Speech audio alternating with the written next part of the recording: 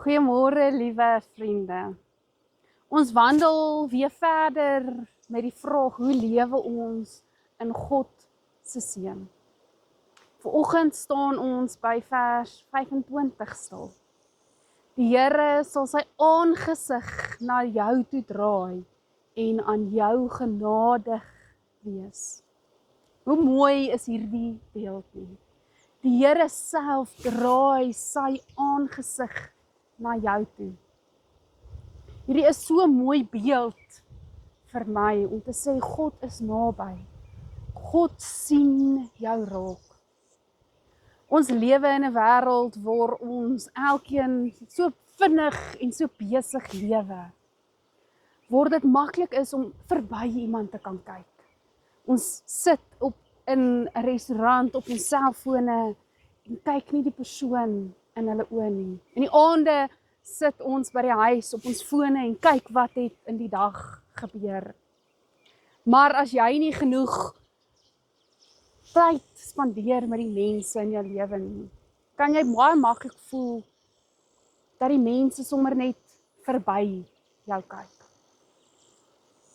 En hoor mooi wat hierdie seën vir jou lewe beteken. God, my Here, draai sy aangesig na my toe. Hy sien my raak.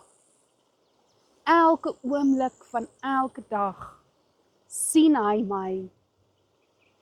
En dan stop dit nie daar nie. Hy sê nie net hy sien my nie. Hy sê hy is genadig. Al maak ek foute, al misluk ek, al kry ek nie altyd alles reg wat ek moet doen nie.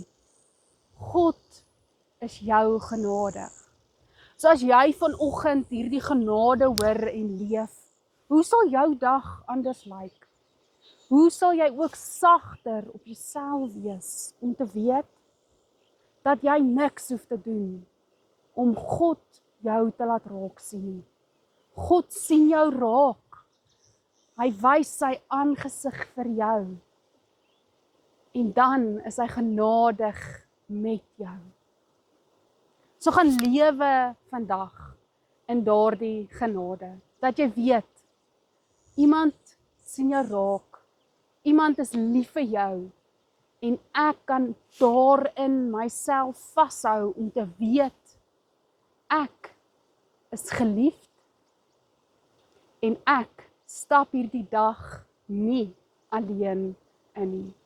God is by my.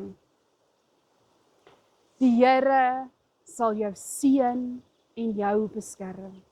Die Here sal sy aangesig na jou toe oplig en aan jou genadig wees. Amen.